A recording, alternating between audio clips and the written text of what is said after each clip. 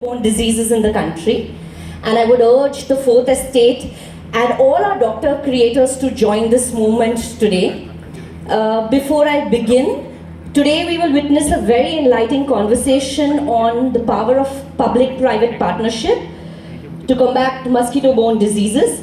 We will also be unveiling a very interesting innovation. It's a scientific breakthrough for our country, and you're going to see some interesting stuff happening out there.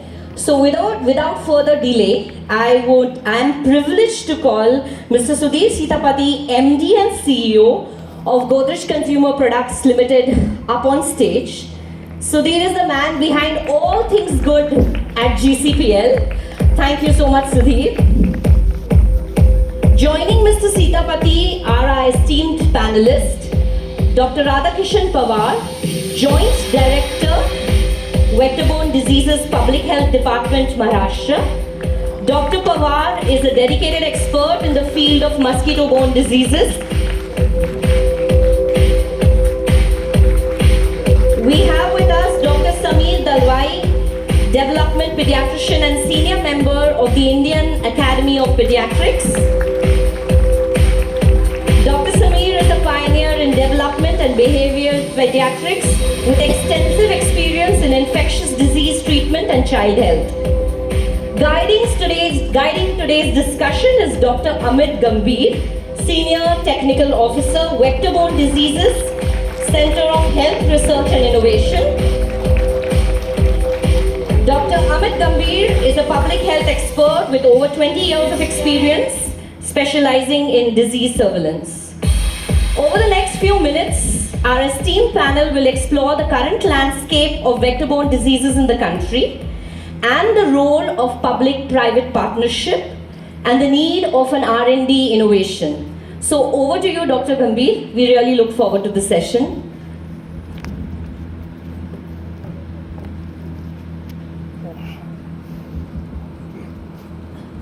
Thank you, Mitchell. I'm audible?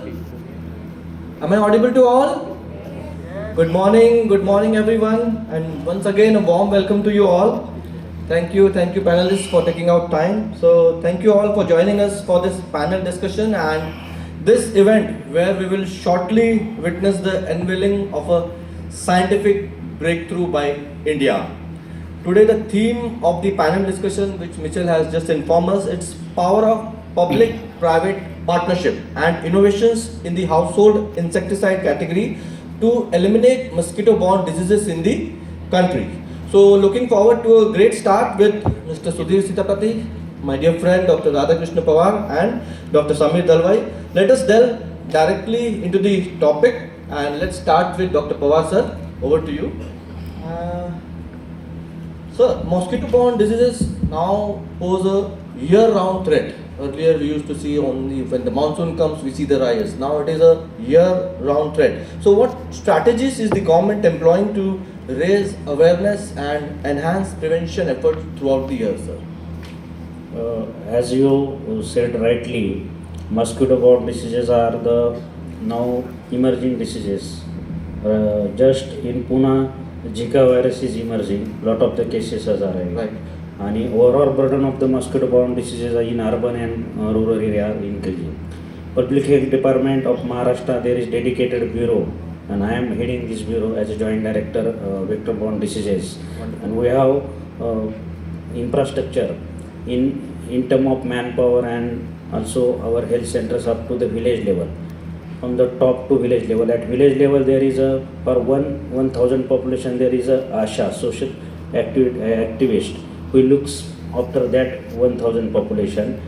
At sub-center level there is a community health officer. At PHC level there is a primary health center medical officer, and routine surveillance is going on regarding the mosquito-borne infections, early detection, prompt treatment, and mainly awareness in the schools, in villages, in local panchayat, to ASHAs, local PRM members, and basically in the pre-monsoon season, monsoon season and post-monsoon season, there are seasonal trend is also there.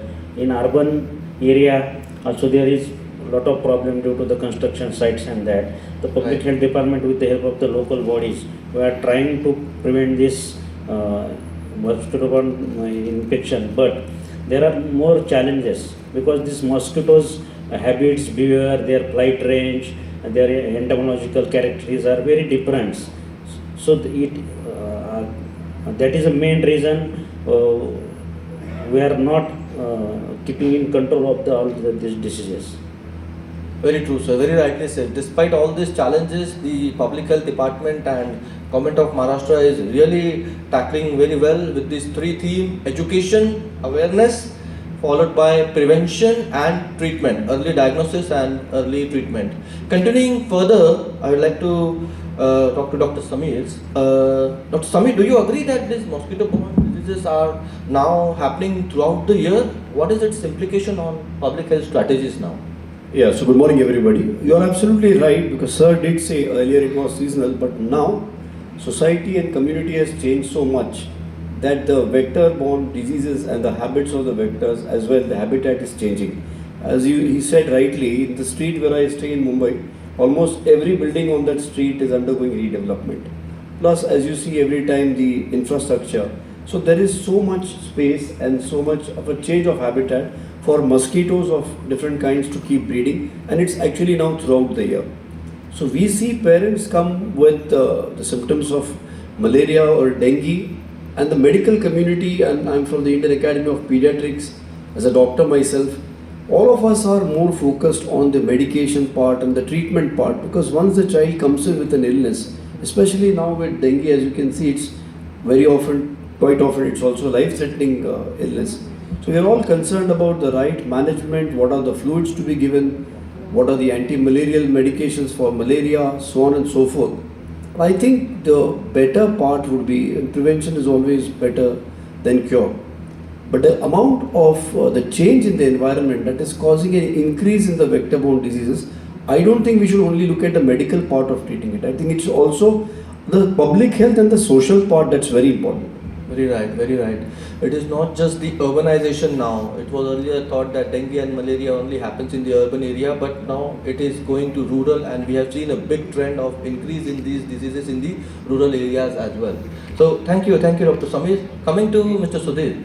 Sir, now you have seen that it is seen that if there is some disease, it's the work of Public Health Department, it's the work of like Swasth Vibhag. So it's not like that. Now we are working hand in hand, and public-private partnerships are really working. So to make India malaria-free, which is the goal by 2030, how can the government and private companies come together for this, Sudhir?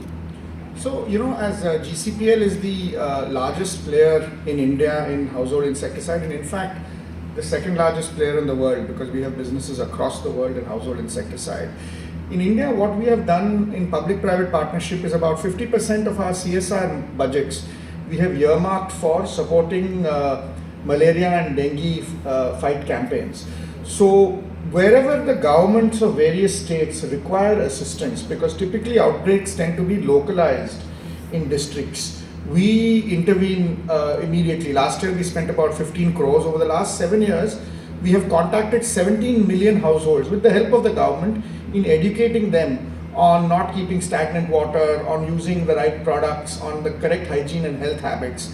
Whenever government requests for trainings for their doctors, for Anganwadi workers, etc., we immediately come in and support it, because often some of these things are not budgeted or unbudgeted in governments for the year.